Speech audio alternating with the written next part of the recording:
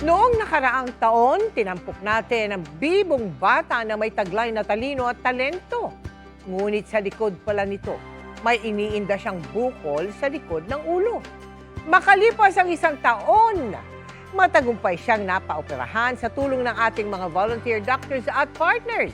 Sa muli nating pagbisita sa kanila, nasaksihan natin ang kanyang malaking pagbabago at sigla.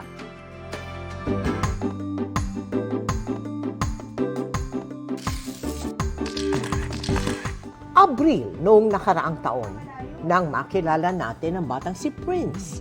Papa, Mr. Josh! Sa edad na 4 na taong gulang, kabisado na niya ang watawat ng iba't ibang bansa.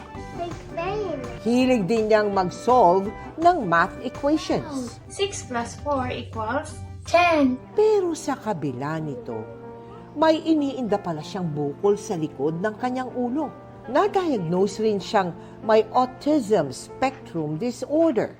Since birth po talaga, may bukol na po talaga siya. Pero habang lumalaki siya, lumalaki din yung bukol niya. Known as a occipital meningocele. Nagkaroon siya ng protrusion ng brain tissue through a defect do sa occipital bone sa likod. It's a developmental nung baby pa siya, sa inborn yan talaga, no?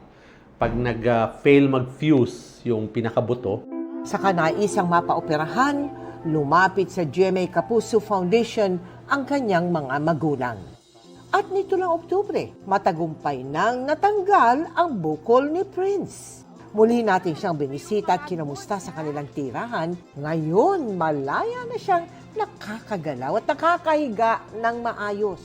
Mas naging aktibo at palakaibigan din siya sa kanilang klase. Yung pinagsama ko na po yung bata na yung natatakot sa kanya at saka hindi na po natatakot yung bata, hindi na siya umiiyak. Malaki po ang pasasalamat namin sa GMA Kapuso Foundation dahil yung matagal na po naming hiling na maoperahan ng anak namin. Sila po yung naging daan. Mga kapuso, patuloy po tayong maghatid ng pag-asa sa mga nangangailangan, lalo na sa mga kabataan. At sa mga nais mag-donate, maaari po kayo magdeposito sa aming mga bank account o magpadala sa Cebuana Lubud Year. Pwede ring online via GCash, Shopee, Lazada, Globe Rewards, Metrobank Credit Card at Palawan Pay.